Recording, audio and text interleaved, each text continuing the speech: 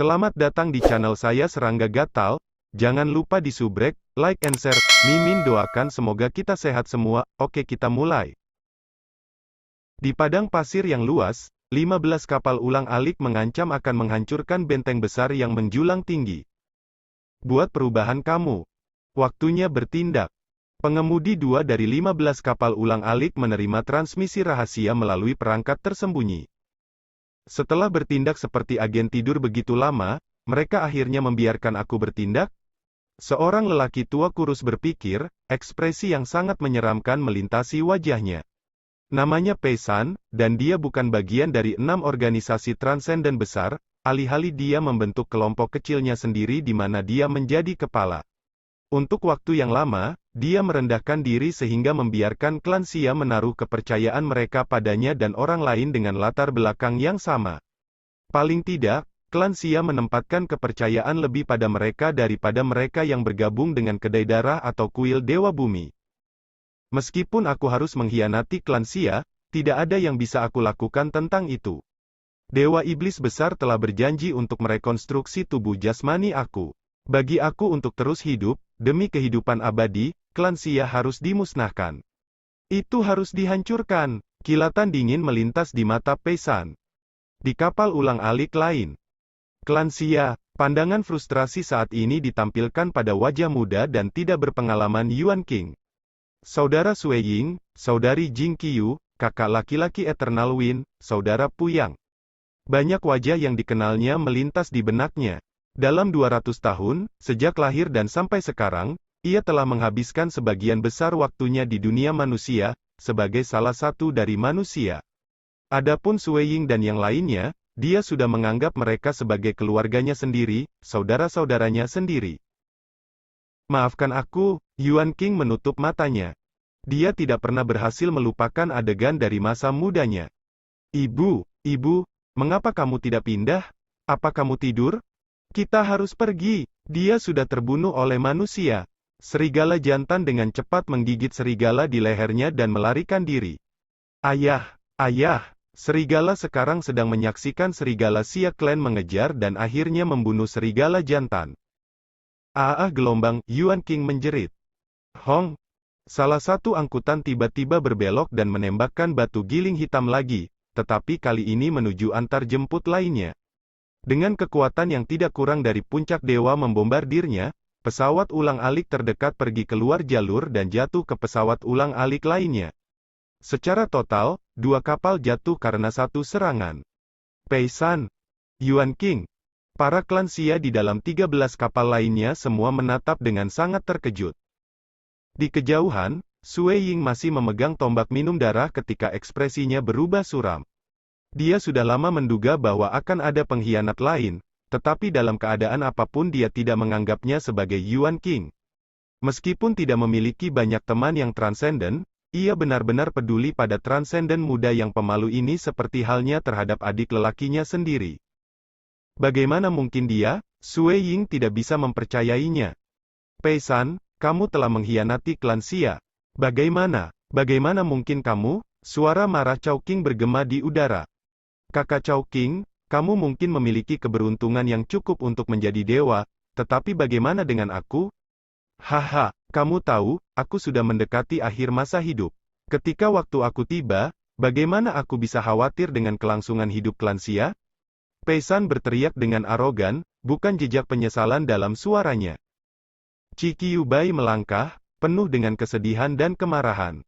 Apakah kamu hidup demi kehidupan? Apakah kamu lupa bagaimana kamu tumbuh dari manusia yang tidak berarti sampai kamu menjadi seperti sekarang ini? Apakah kamu berpikir bahwa, tanpa Xia Clan, kamu sekarang akan ada seperti kamu? Apa kamu benar-benar rela mengorbankan klanmu hanya untuk bereinkarnasi di Dark Abyss? Qi Qiyu Bai, aku bukan orang yang berbakat seperti kamu. Aku tidak memegang lilin untuk prospek kamu, jawab Pei-san dengan dingin. Sejak awal, Yuan King tidak menyela untuk mengatakan apapun. Apa yang sedang terjadi? Yuan King dan Pei-san terkejut menemukan bahwa mereka tidak bisa lagi mengoperasikan angkutan mereka. Keduanya menerima transmisi. Jangan khawatir, angkutan ini hanya memiliki beberapa langkah pencegahan. Pengkhianat akan segera kehilangan kendali atas angkutan. Tanpa pengemudi, pesawat ulang-alik tidak akan dapat melanjutkan pertempuran karena mereka tidak akan lagi memiliki akses ke Dewa Kristal untuk energi. Hua, hua. Lingkungan di sekitarnya kabur, dan sesosok berjubah emas berjalan keluar dengan kedua tangannya terulur. Dia sepertinya menutupi seluruh langit. Dengan satu telapak tangan, ia menangkap dua angkutan. Sebuah kapal yang ditenagai kristal dewa yang beroperasi dalam kondisi normal tidak akan begitu mudah ditangkap oleh dewa penyihir dengan kekuatan demigodnya. Tapi karena keduanya tidak bisa dioperasikan oleh dua pengkhianat dan karena itu tidak berdaya, dewa penyihir bisa dengan mudah mengambilnya. So, pada kecepatan normalnya yang tampak lambat, Sorcerer God berjubah emas terbang kembali ke bagian benteng. Saat dia melintasi jarak itu, ruang di sekelilingnya berubah dan kabur. Dewa bertuah, pergi ke neraka. Sui Ying menjadi marah. Dia berubah menjadi aliran partikel dan secara bersamaan meretas tombak peminum darahnya keluar. Ia menempuh jarak ribuan kilometer dan membawa kekuatan yang tak terukur saat ia dengan keras meretas salah satu dari 6 bagian luar benteng, mengeluarkan suara keras dalam proses itu. Setelah kontak, salah satu arai benteng diaktifkan. Bentuk heksagonal terpisah dari benteng utama untuk melindunginya. Kedua angkutan itu diletakkan di tanah di dalam benteng kedua. Jangan khawatir, mereka mungkin meninggalkan tindakan balasan di dalam kapal, tapi aku bisa dengan mudah menghancurkannya. Sementara suaranya bergema, Dewa Bertua sudah memasuki pesawat ulang-alik Yuan King. Dengan kristal dewa tidak lagi menyalakannya, pertahanannya tidak memiliki cara menghalangi dia untuk masuk. Hua! Dua pintu pesawat tiba-tiba terbuka. Apa? Dewa sihir itu terkejut. Yuan King seharusnya tidak memiliki cara untuk mengendalikan kapal, dan dia sendiri belum membuat langkah apapun, bagaimana mungkin pesawat tiba-tiba membuka pintunya? Tidak baik. Terlepas dari konsekuensinya, Dewa Penyihir segera menangkap Yuan King. Peng! Sebuah ledakan mengerikan meletus dari dalam pesawat ulang-alik, kekuatannya jauh melampaui serangan puncak dewa biasa. Sebenarnya, itu sebenarnya pada tingkat dewa tertinggi. Kekuatan macam apa yang bisa dilepaskan oleh dewa tertinggi? Menurut divisi dari dunia kultivasi, alam dewa dipisahkan menjadi tahap awal, tahap tengah, tahap akhir, dan tahap puncak. Tetapi jika seseorang mempraktikkan teknik rahasia yang kuat, menciptakan keterampilan rahasia yang hebat, atau menggunakan beberapa peralatan dewa dunia, kekuatan mereka akan melampaui dewa tahap puncak biasa, dan mereka akan dikenal sebagai dewa tertinggi. Sialan, masih memegang Yuan King, tubuh dewa penyihir menjadi terdistorsi. Mereka mungkin telah diselimuti oleh ledakan itu, tetapi itu tidak mempengaruhi mereka dengan cara apapun. Lagi pula, bahkan Sui Ying sendiri sudah sangat kesulitan untuk melakukan serangan terhadap dewa penyihir, belum lagi beberapa dewa Thunderfire sederhana. Memang, ledakan itu disebabkan oleh Dewa Thunderfire yang sebelumnya didirikan. Sui Ying telah meletakkan botol itu di masing-masing dari 15 angkutan sejak awal. Setiap bagian bernilai 10.000 kristal dewa, dan kekuatan ledakannya sebanding dengan kekuatan dewa tertinggi, bahkan lebih kuat dari apa yang bisa dilepaskannya. Sayangnya, ledakan semacam itu hanya memanfaatkan kekuatan mentah dan tidak memiliki hukum dan misteri mendalam, sehingga dewa penyihir dapat dengan mudah menghindarinya. Di dalam pesawat ulang-alik lainnya, Pei San menjerit putus asa sebelum terbakar menjadi ketiadaan. Dewa iblis besar menyadarinya, tetapi sudah terlambat baginya untuk menyelamatkan jiwanya. Kekuatan yang sebanding dengan dewa tertinggi begitu menakutkan, itu bisa langsung memadamkan segala sesuatu di jalannya, bahkan jiwa Pei San. Itu sepenuhnya hancur, tanpa jejak yang tertinggal. Hong Long Long gelombang pemahaman dewa penyihir tentang alam cukup tinggi untuk meninggalkannya tanpa cedera setelah ledakan, tetapi bangunan di sekitarnya tidak seberuntung itu. Ledakan yang mengerikan seperti itu menyebabkan semua struktur di sekitarnya mulai runtuh. Sementara ledakan yang menakutkan terjadi, Sui Ying sedang melayang di luar kastil, menyaksikannya terjadi dengan ekspresi dingin. Dia hanya menggunakan persiapan sebelumnya jika pengkhianat mungkin untuk menyerang musuh. Dengan susunan pelindung yang kuat diletakkan di dinding luar, benteng itu sulit ditembus sementara mereka tetap utuh. Namun, bagian dalam benteng adalah cerita yang berbeda. Tanpa susunan pelindung yang sama kuatnya, relatif mudah dihancurkan oleh ledakan semacam ini. Kedua ledakan Dewa Guntur itu saja sudah memberikan kerusakan yang terlihat pada benteng. Adapun apakah ledakan itu juga akan membunuh Yuan King dan Pei San? Meskipun Sui Ying masih memiliki sedikit kepercayaan terhadap Yuan King, ia tidak peduli sedikit pun terhadap Pei San. Dia tidak akan menunjukkan pengkhianat dari belas kasihan klan Xia. Ledakan itu benar-benar menghancurkan salah satu bagian tambahan dari benteng heksagonal. Dari sudut benteng sekunder yang hancur, Sui Ying melihat blok dinding luar benteng utama masih utuh, dengan sebuah arai yang melindunginya. Dia menggelengkan kepalanya, langkah yang licik. Meski begitu, satu bagian dari benteng sudah selesai. Tanpa kerjasama yang sempurna dari 6 bagian pelayan, akan lebih mudah bagi aku untuk menghancurkan benteng utama. Mengutuk, sialan, Dewa Penyihir meraih Yuan King dengan satu tangan sambil dengan marah melihat apa yang baru saja terjadi. Keenam bagian pelayan bertindak sebagai pendukung untuk benteng utama dan dapat mengurangi kerusakan yang diambil oleh benteng utama. Tetapi dengan satu bagian yang sekarang dihancurkan, benteng utama pasti akan menerima lebih banyak kerusakan. Yuan King. Sui Ying memandang dari jauh ke arah Yuan King, yang sedang duduk di telapak tangan Dewa Bertuah. Mengapa kamu mengkhianati klan Xia? Mengapa? Dikhianati? Yuan King melihat kembali ke Sui Ying. Ini bukan pengkhianatan. Jika ada sesuatu yang harus disalahkan, itu akan menjadi aku telah dilahirkan sebagai binatang buas, dan kamu seorang manusia. Beskin, kamu, Yuan King, adalah binatang buas? Sui Ying tertegun. Ayahku, ibuku, mereka berdua terbunuh oleh jenismu. Sui Ying terdiam, tapi Yuan King melanjutkan, aku mungkin merasa kasihan padamu, tapi aku tidak akan pernah menyesalinya. Kembali ketika Dewa Penyihir mencoba membunuhmu, kamu malah selamat saat terkena racun Hex. Aku telah bertindak sebagai informan untuk rencana itu, aku adalah orang yang membocorkan informasi yang membuat mereka menemukan kamu. Demi klan Bes, aku tidak pernah menyesalinya, tetapi kamu. Sui Ying tidak mengatakan apa-apa, tidak ada kebencian yang tersisa dalam dirinya. Dalam situasi seperti itu, mengingat latar belakang klan mereka masing-masing, tidak mudah untuk menentukan siapa yang benar dan siapa yang salah. Dewa Penyihir berkata melalui gigi terkatup, Dongbo Sui Ying, tunggu saja. Dengan Yuan King masih di tangannya, ia menjadi kabur dan menghilang ke benteng utama. Di dalam, Dewa Bertuah melepaskan Yuan King dari telapak tangannya dan memerintahkan, pergilah ke duniaku dan luangkan lebih banyak waktu untuk bercocok tanam. Dewa Bertuah benar-benar menganggap Yuan King anggota klan Bes-nya yang layak dipelihara. Bagaimanapun, jika dibandingkan dengan manusia, binatang buas biasanya memiliki kemampuan pemahaman yang lebih rendah. Setelah berhasil peringkat di puncak di klan Xia, Yuan King pasti juga akan menjadi bakat teratas di antara klan Bes.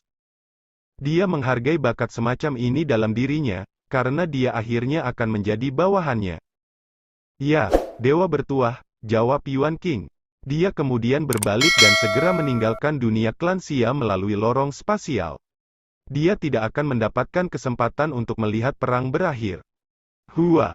Dewa Penyihir kembali ke aula benteng utama, tempat Dewa Iblis Agung berada. Bagaimana? Tanya sang penyihir dewa. Ada cara yang pasti untuk berurusan dengan Sui Ying, tetapi itu akan datang dengan harga yang lumayan, jawab Dewa Iblis Besar. Dewa Penyihir dan Dewa Iblis Besar dengan cepat memutuskan berapa yang harus dibayar masing-masing. Bagaimanapun, dengan perang telah mencapai titik ini, tidak ada yang mau mundur. Selama mereka berhasil menduduki dunia klan Xia, Dewa Sorcerer akan dapat mencari transenden yang kuat dari dunia dewa untuk dikirim ke Gunung Crimson Rock kapanpun dia mau. Namun, sebelum mengirim mereka, mereka harus menyetujui sumpah, sehingga sesaat kemudian, sejumlah besar harta akan jatuh ke tangan mereka. Teknik rahasia tingkat dewa dunia, harta berharga, mereka akan mendapatkan semuanya, meningkatkan kekuatan mereka dan memperkuat fondasi mereka pada saat yang sama. Dongbo Sui Ying tetap menjadi penghalang terakhir. Sebuah cahaya yang tenang bersinar di mata Dewa Bertuah. Kita masih harus menunggu selama 10 hari atau lebih. Kita hanya perlu bertahan sampai waktu terakhir ini. Begitu harta itu tiba, kita bisa menjebak Sue Ying sehingga dia tidak akan lagi menghalangi kita, Dewa Iblis Besar mengingatkannya. Dewa Bertuah melihat melalui dinding untuk menatap pemuda berjubah putih yang melayang di udara. Belum pernah sebelumnya dia ingin membunuh seorang yang transenden. Kamu bisa mencoba menghalangi jalanku, transenden kecil, tetapi tidak peduli seberapa keras kamu berjuang, kamu akan tetap kalah. Ketika saatnya tiba, aku pasti akan memadamkan seluruh klan Xia kamu.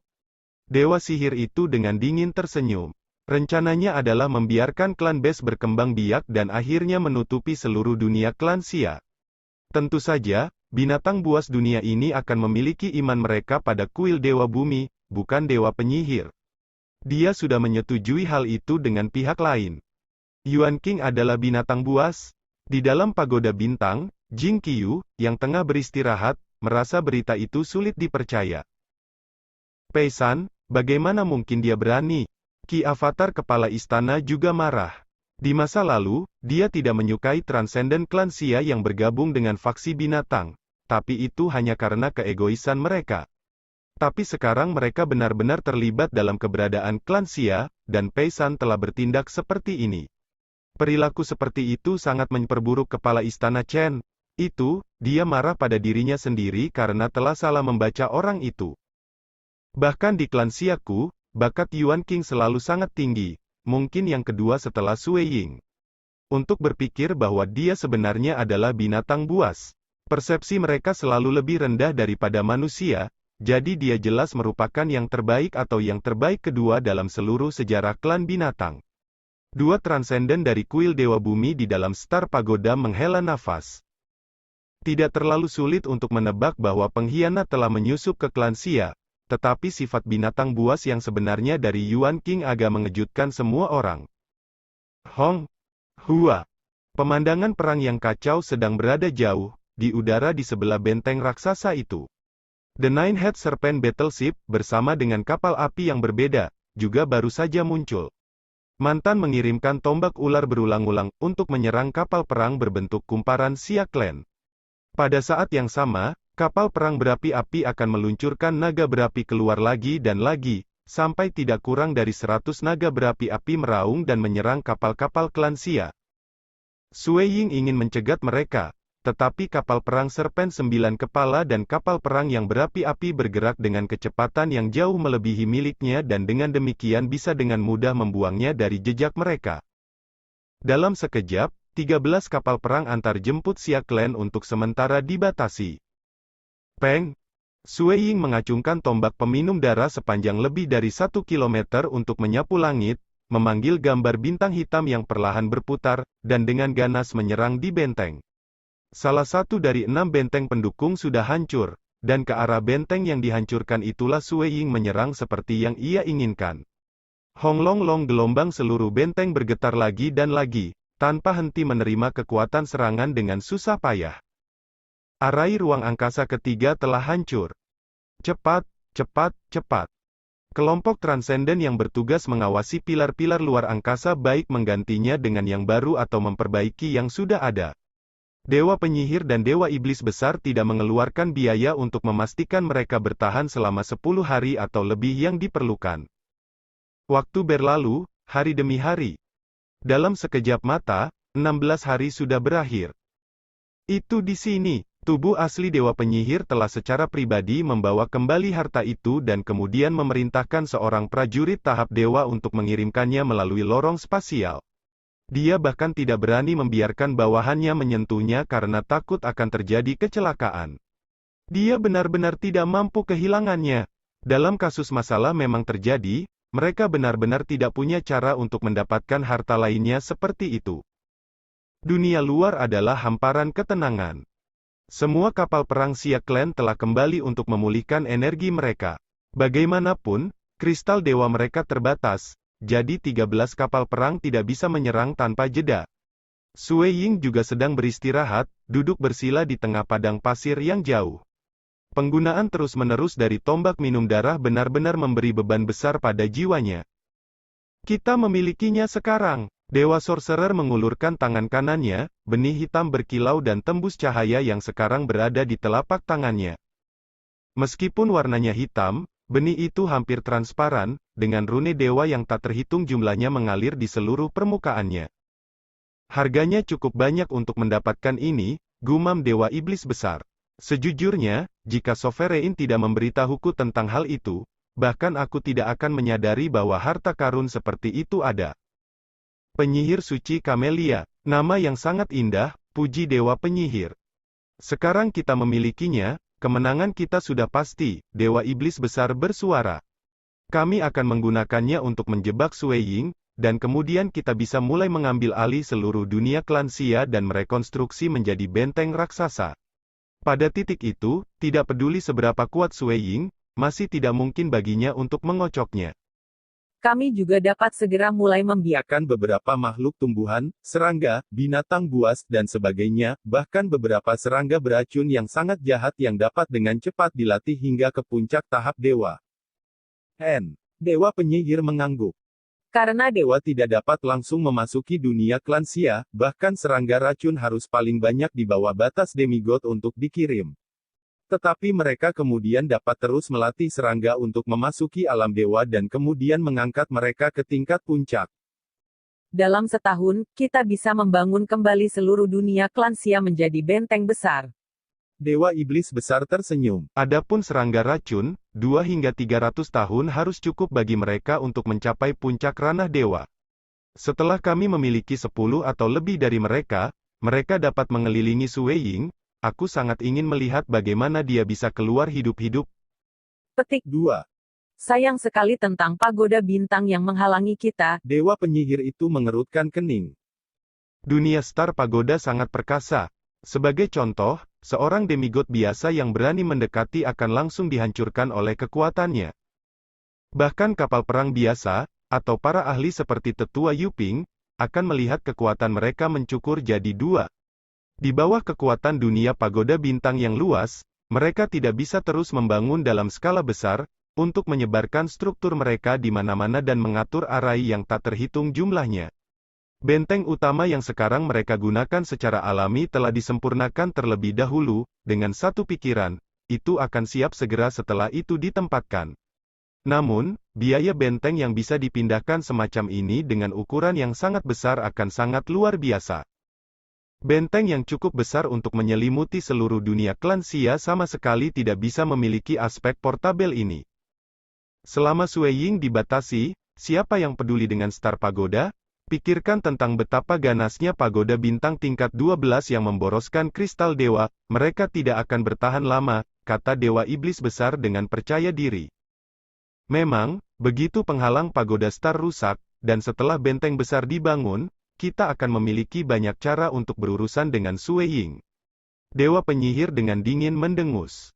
Jika kita menggunakan waktu itu untuk terus menyerangnya, dia bahkan tidak akan memiliki ketenangan yang diperlukan untuk berkultivasi. Bagaimana dia bisa berharap untuk meningkat pada saat itu? Tidak ada jalan baginya selain kematian. Kami berdua telah membayar terlalu mahal untuk membunuhnya, transenden yang lemah. Dia benar-benar harus bangga pada dirinya sendiri. Ingatlah untuk tidak membunuhnya dengan mudah. Aku masih ingin mengambil jiwanya dan menyiksanya dengan baik sebentar. Kerugian yang dia sebabkan padaku benar-benar besar, Dewa Iblis Besar mengingatkannya. Masalah kecil. Dewa sihir itu mengangguk. Mari kita bergerak. Aku benar-benar menantikannya. Dewa Iblis Besar mengambil benih dan segera menghilang dengan tenang. Saat ini malam hari. Bulan purnama di luar muda terlihat melalui penghalang Star Pagoda, menyinari sinar rembulannya ke padang pasir yang luas. Sui Ying duduk bersila, membiarkan jiwanya beristirahat dengan benar dan santai.